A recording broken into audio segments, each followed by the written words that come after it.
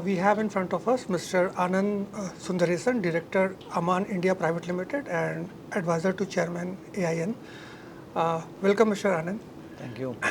So, just wanted to understand from your side, since Ammann is known for road building solutions, and what shifts are you observing in India's road construction ecosystem that will help in defining the future growth trajectory for this industry? See, India has one of the largest road network. So definitely, the road construction will go on and it will go on increasing. There is absolutely no doubt about that. We are not talking about only the national highway projects, but we are also talking about the state highway projects, the municipal projects, and even the PMGSY scheme projects and all. So if you take all together, there is a huge opportunity in this particular industry for the road network to grow.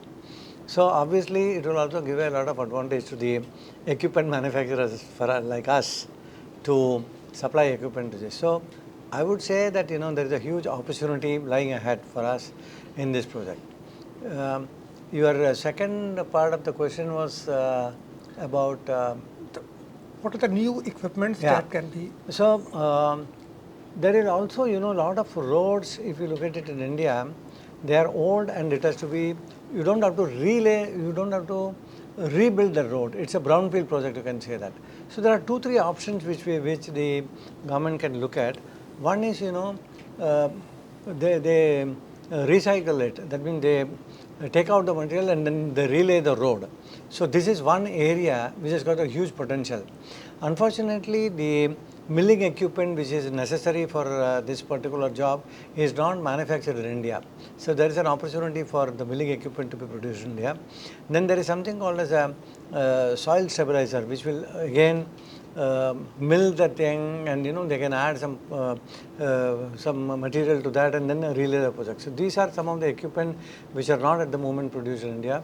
I feel that in the future, lot of such kind of rehabilitation work is going to take place, and it will have a huge opportunity for road building. Okay. And secondly, one of the challenges which construction equipment industry facing currently is the lack of strong supplier ecosystem in the country. So that is one challenge, So what is the industry collectively doing about it, and how do you see the picture changing over the next few years? See, basically, if you talk about only the asphalt plants, then we don't have much of a problem, because most of the asphalt plant manufacturers, they have got everything produced in India, including even the gearboxes or the electric motors, because this is predominantly it's all produced in India. But when you take the construction equipment as a whole, we still are highly dependent on many of the components to be imported from abroad. I'll give a very small example which we were talking just now outside, is that take the case of excavators. We are producing about 2,500 to 3,000 excavators in India today per month, which means about 25 to 30,000 excavators in a year. Now, the track chains for these excavators, unfortunately, not a single track chain is produced in India. Every single manufacturer, be it JCB, be it Tata, be it Kobelco, be it you name all the big Volvo or whomsoever it may be, everybody is importing this track chain. So the component availability or to manufacturing ecosystem is not fully in place. This is one of the biggest challenge what our industry is facing. This is where we have to work on and see how we can improve the ecosystem so that the equipment we produce in India becomes competitive, and we are able to compete with the products which are coming from China, for example. Today, our competition is not from European contractors. Our competition is from the Chinese manufacturers. So if we have to be competitive against them, the only way is that we have to have the component ecosystem in place so that we are able to buy them in India and we are able to produce them at a cheaper rate. Great. And just one more question I wanted to ask you about this industry is going through a lot of changes, especially in terms of technology. So how do you see with the new trends in AI being used for manufacturing, with overall usage in the industry, then with the demand for new and alternate type of fuels. So, I mean, you have been in this industry for a very long time. So, how do you see these changes taking place for next Well, few years? there was a time when in India, for example, we are not much bothered about environment, or we are not much bothered about so many things. But today the situation is not so. It is coming from two directions. One is the direction from the government of India itself, who are pushing us for use of green technology and environmental friendly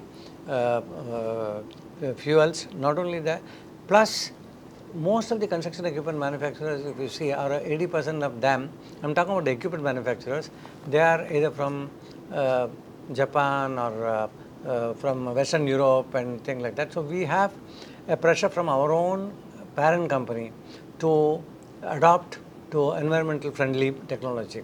So there is a lot of work that is happening from the government side. Let us say we went from non-emissionized engine to that is a Bharat stage 4, and then now Bharat stage 5. That's one part of it. And you know that our Minister Mr. Nitin Gadkari is always insisting on using alternative fuels like ethanol, methanol, or biofuels and things like that. That's one part of it. And on the other side, if you look at the diesel engine manufacturers, or even company like us, we produce the the asphalt batching plant, which is one of the most polluting equipment amongst the construction industry. So we are also taking a lot of initiative to come out with environmental friendly things like using alternative fuel in place of diesel, to use ethanol, methanol, or even to use electrically heated bitumen tanks. And also we are working on recycling of the use of recycled material. So we have technology which can go up to 100% of use of recycled material. In India itself, we have supplied some of the plants which can use up to 60% of this thing. So there is a total awareness both from the manufacturer side as well as from the government side, and they're pushing us to go towards more environmental friendly equipment. And I think that, okay, it may not happen tomorrow, but over a period of time, definitely people are working on that. When you talk about the industry itself, earlier, people used to not used to have solar panels and all for electricity. But now if you look at it, people have seen the advantage of that. It's not an expense. It is, on the contrary, over a period of time, it works, it will pays back. So, for example, in our we have just installed about 1.2 megawatt of solar panel in our company. And my former experience, my experience from my previous company, it shows that though we calculated the payback period of 5 years, because the electricity tariff was going up, we were able to recover the money in 3.5 years. Wow. Yeah. So then after 3.5 years, and most of the solar panel, it comes with a 20 years, 25 years guarantee. So that means for the next 17, 18 years, it's free, isn't it? In Tamil Nadu, earlier it was, I don't know the situation now, earlier for industries, net metering was not possible. But now I think it has changed. I hope it has changed. So if net metering is there, even whatever electricity you are generating on Saturdays and Sundays, when